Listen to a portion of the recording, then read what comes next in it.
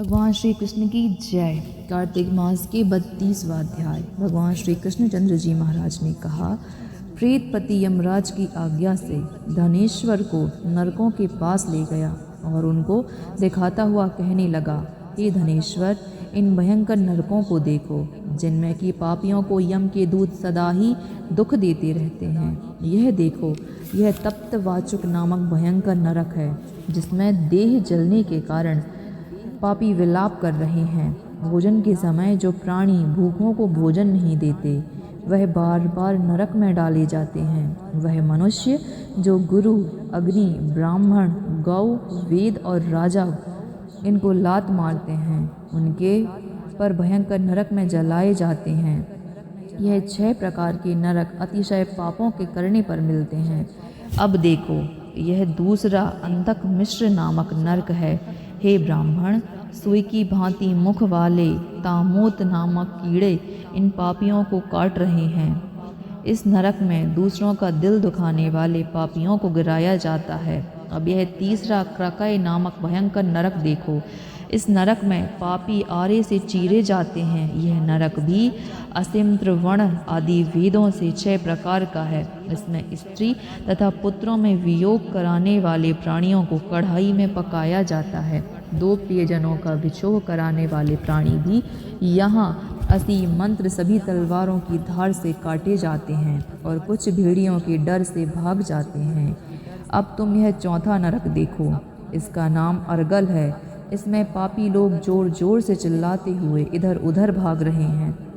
इधर नाना प्रकार की या सांपों, फिर यमदूत पापियों को चढ़ा रहे हैं। यह नरक भी बध आदि भेदों से 6 प्रकार का है।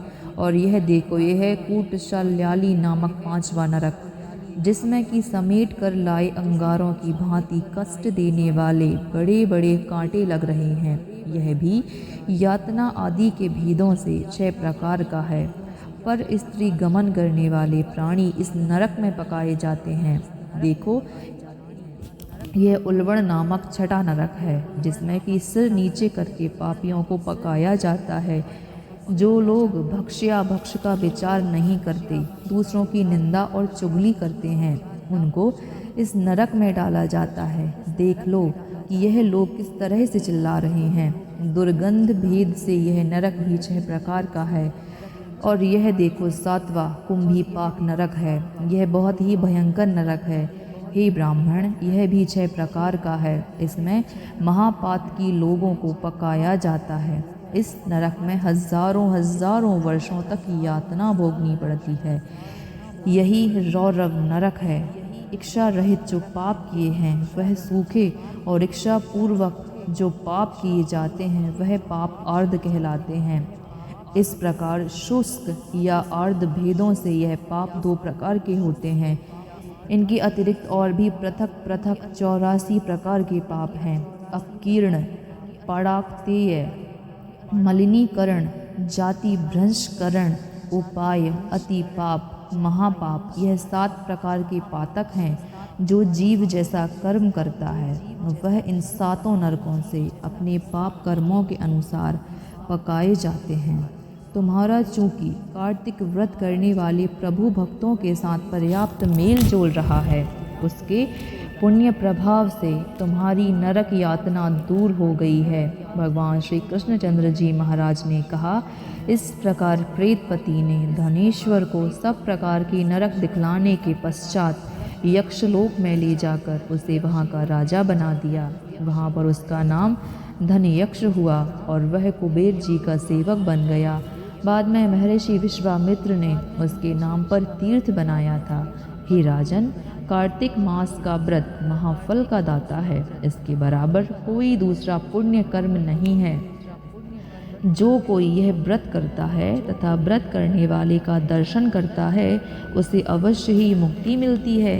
होली आनंद कंद भगवान श्री कृष्णचंद्र महाराज की जय।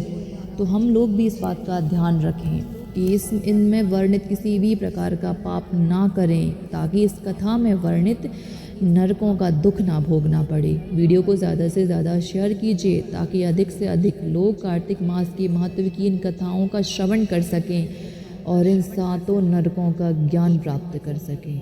हो सकता है वो पाप कर्म करने से खुद को रोक लें। वीडियो को ज़्यादा से ज़्यादा शेयर कीजिए ताकि अधिक से अधिक लोग कार्तिक मास के महत्व की, इस नरकों के वर्णन की कथाओं का श्रवण कर सकें। आपका एक शेयर अनेक लोगों के जीवन को बदल सकता है, इसलिए वीडियो को ज़्यादा से ज़्यादा शेयर कीजिए और चैनल को सब्सक्राइब ज़रूर कीजिएगा।